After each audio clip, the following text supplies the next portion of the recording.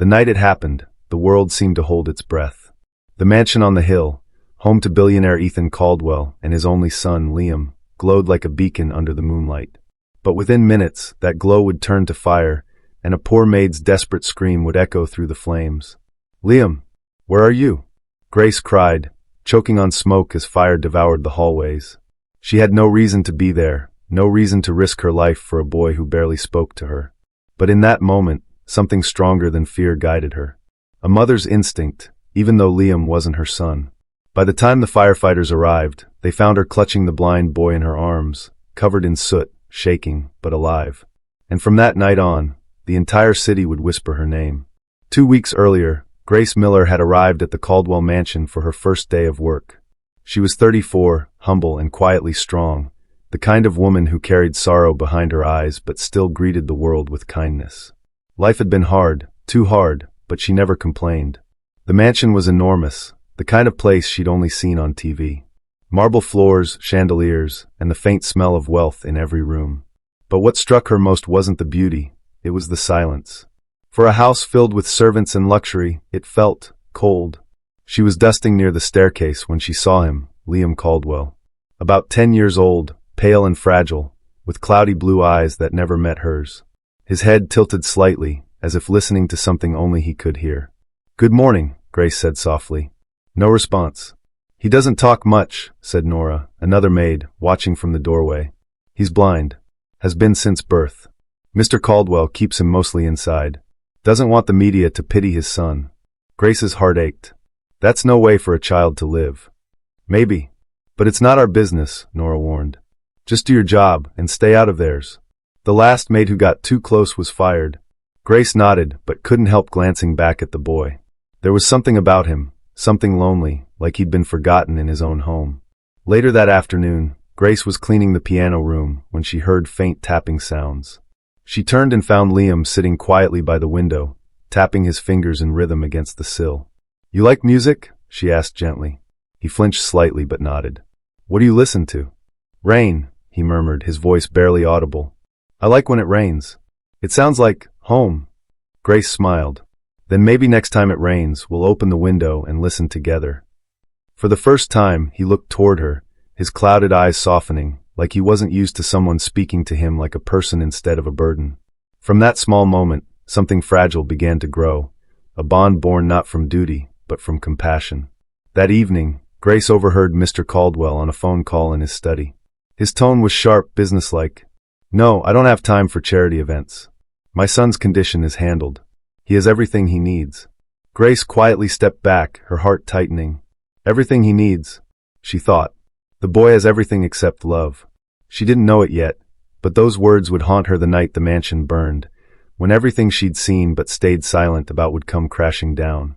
Because soon, Grace Miller would have to make a choice no maid should ever have to make: obey the rules of her wealthy employer, or risk everything to save the life of his forgotten son. And in that moment, she'd discover that sometimes, the poorest hearts carry the richest courage. Grace's days at the Caldwell mansion soon fell into a quiet rhythm, polishing, sweeping, folding, always moving softly, so as not to disturb the boy who lived in silence. But every time she passed the music room, she found herself slowing down. That was where Liam spent most of his hours, listening to the hum of the world through a half-broken radio. He never asked for help, never complained.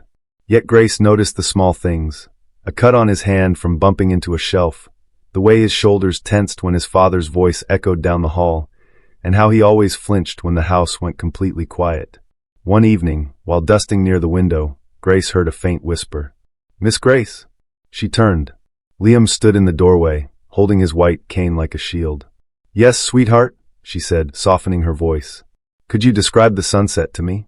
His tone trembled, as if afraid of being ignored again. Grace smiled gently, her chest tightening.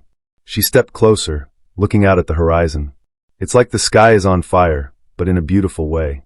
The clouds turn gold and pink, like soft cotton candy. And the sun, it's like it's saying goodbye slowly, painting the world before it leaves." Liam smiled faintly. "It sounds warm." "It is," Grace said. "If you stand by the window, you can feel it on your face." He did, and for the first time, he laughed quietly as sunlight touched his skin. That sound, that laugh, it did something to her heart. In a mansion filled with luxury, that boy's laughter felt like the only real thing. Over the next few weeks, Grace began to find small excuses to spend time with him.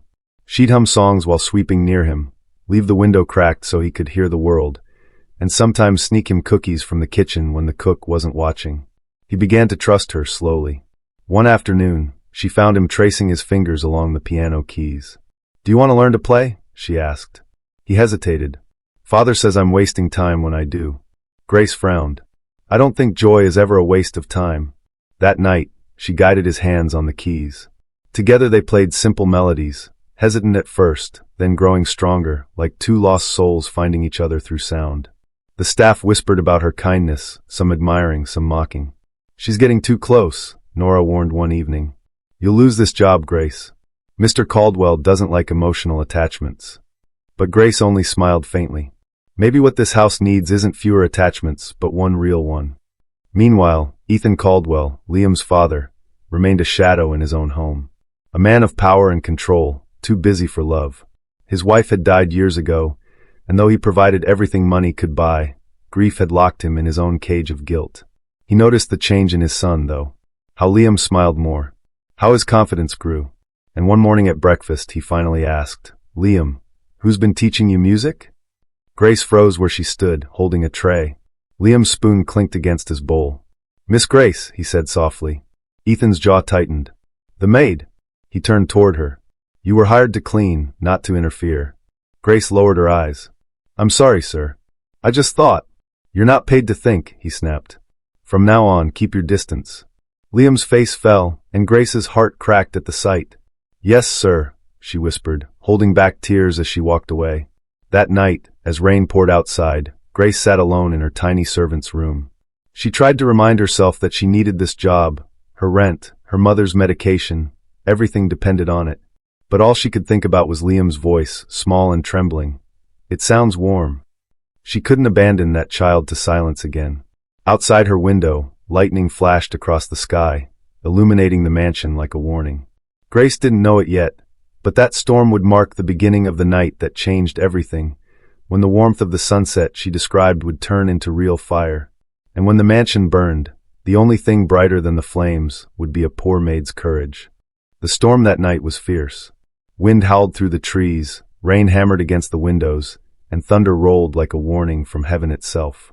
Inside the Caldwell mansion, the staff hurried to secure doors and windows before retreating to their quarters.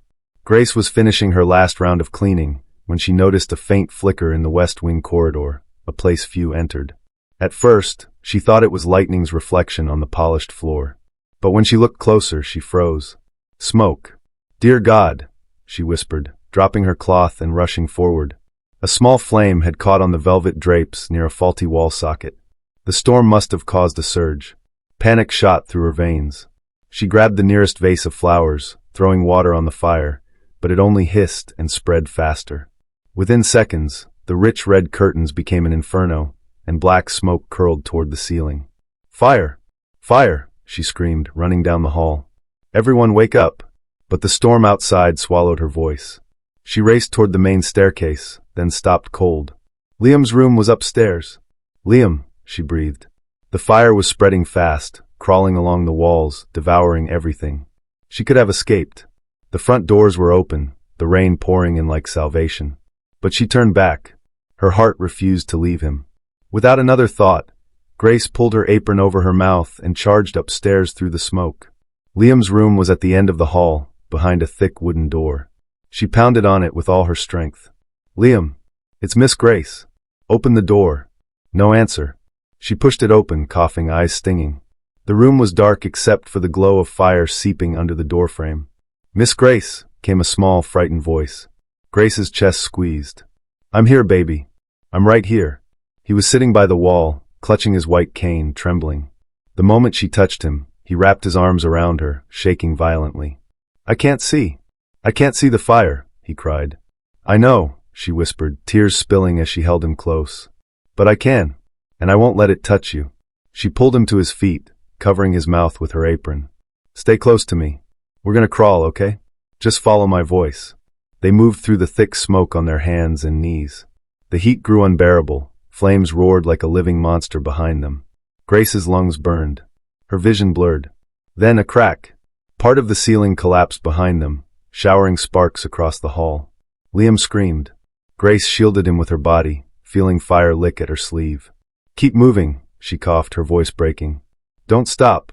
But the smoke was too heavy. Her strength began to fade. She stumbled once, twice, gasping for air. That's when she heard him whisper, "You're like the sun, Miss Grace. I can feel your warmth even when I can't see it." Those words lit something inside her stronger than fear. With the last of her strength, she pushed forward, dragging Liam through the haze. When they finally reached the staircase, the banister was burning, but the front door glowed faintly through the smoke. "Almost there," she gasped. She wrapped her arms around Liam and half slid, half fell down the stairs as beams cracked above them. They burst through the doorway just as firefighters reached the front steps. Grace collapsed into the rain, clutching Liam in her arms. "He's safe," she cried, coughing violently. "He's safe." One firefighter pried Liam from her arms, while another tried to lift her up. But she pushed them away weakly. Please make sure he's breathing." Liam's voice trembled through the rain. "Miss Grace? Don't leave me." "I'm right here," she whispered, her vision fading. "I'm not going anywhere." Then everything went dark. When Grace opened her eyes again, the ceiling above her was white, not black with smoke. The beeping of machines filled her ears. She was in a hospital bed, bandaged and pale. Her arm throbbed where the fire had scorched her skin. Beside her bed sat Ethan Caldwell, eyes red, hands shaking. For once, the powerful billionaire looked like a man stripped of everything.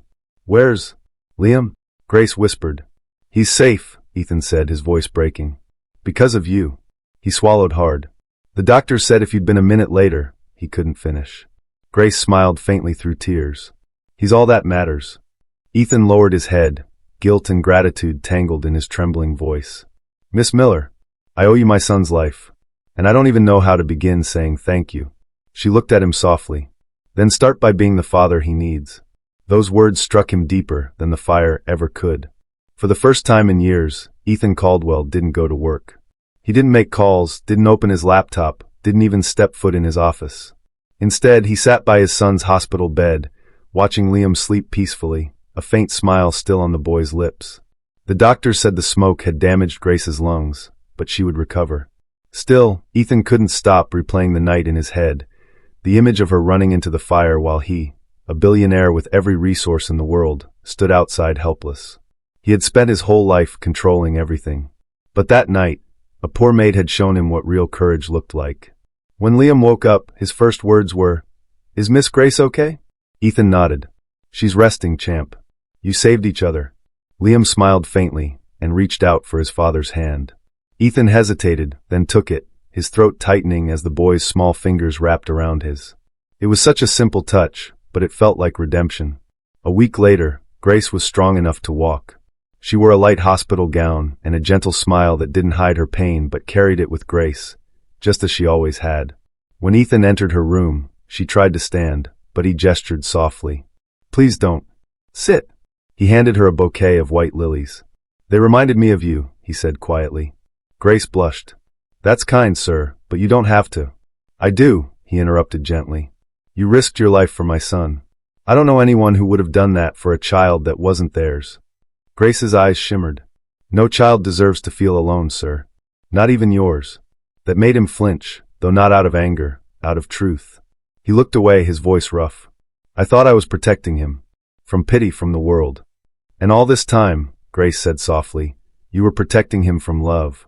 Ethan looked up at her, eyes wet. "You're right." He swallowed hard. "I failed him. But I won't anymore." Back at the mansion, the smell of smoke still lingered in the air.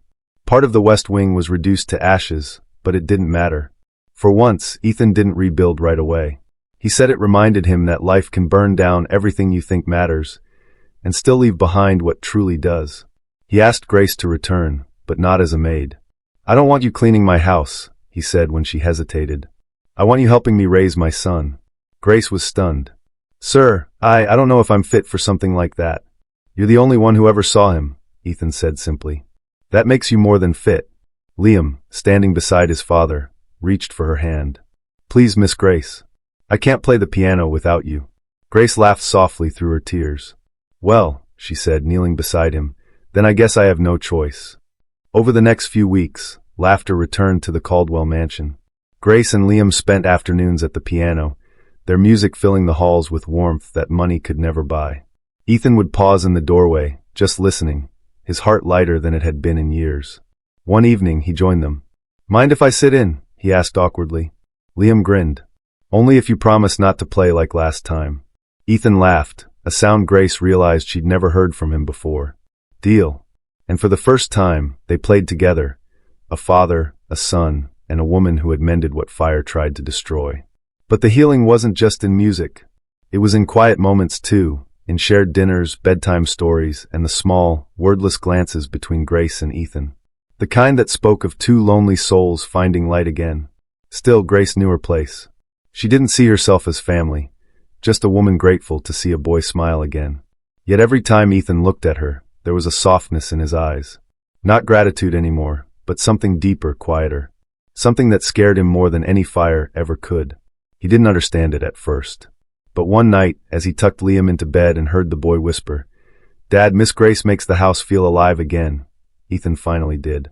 She hadn't just saved his son. She had saved him too. Months passed, and spring arrived gently over the Caldwell estate. The trees bloomed again, and the charred west wing of the mansion was replaced not with marble and gold, but with something far simpler, a music room filled with sunlight. It was Grace's idea. She said Liam needed a place where light and sound could live together. Ethan had agreed instantly. And every day, the boy's laughter filled the room as he learned new songs on the piano, his fingers dancing across the keys like he could finally see through music. Grace watched him with quiet pride, her heart warm. Ethan stood nearby, leaning against the doorway. His suits had become less sharp, his voice less cold. He was still powerful, still commanding, but now there was something human in his gaze. Something real. "Miss Grace," he said softly one afternoon, "you've done more for this house than I ever have." She smiled. "All I did was care." He shook his head. "You did more than that. You brought life back to both of us." One evening, after Liam went to bed, Grace found Ethan sitting alone in the rebuilt music room. The lights were dim, and a soft melody drifted from the piano, one he was trying clumsily to play. She chuckled quietly. "You've been practicing." He smiled up at her. "Don't tell Liam. I'm trying to surprise him." Grace stepped closer. "You're doing better than you think." He looked up at her then, not as an employer looks at an employee, but as a man looks at the one person who changed his world. "You saved my son," he whispered, "and somewhere along the way, you saved me too." Grace's throat tightened. "You don't have to thank me, Mr. Caldwell." "I'm not thanking you," he said gently. "I'm asking something of you." Her breath caught. "What is it?" He stood, closing the space between them. "Stay. Not because of the job. Not because of duty. But because this house, because we don't know how to be whole without you." Tears welled in Grace's eyes. "You don't mean that." "I've never meant anything more." She hesitated, heart pounding. For so long, she'd lived on the edges of other people's lives, cleaning up after them, disappearing when she was no longer needed. But this time felt different. Here, in this home reborn from ashes, someone truly saw her. "Then I'll stay," she whispered. "Not as a maid, but as family." From that day on, everything changed. Grace became more than a caretaker.